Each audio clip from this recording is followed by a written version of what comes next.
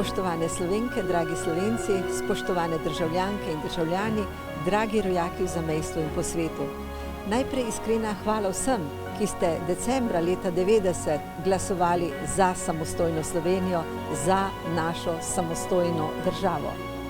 Hvala tudi vsem tistim, ki ste naredili vse, da ste postavili temelje te države, ki ste jo tudi branili, ki ste jo gradili.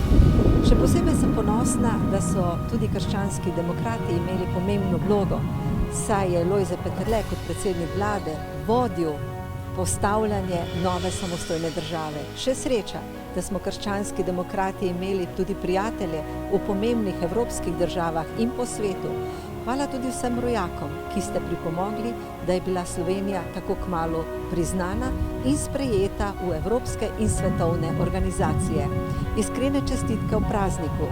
V Novi Sloveniji si bomo prizadevali še naprej, da bomo iskali in tudi našli rešitve za boljšo Slovenijo, za svobodno Slovenijo, v kateri bomo vsi državljani srečni, zadovoljni, kjer bomo znali sodelovati in kjer bomo naredili vse za to našo ljubo domovino.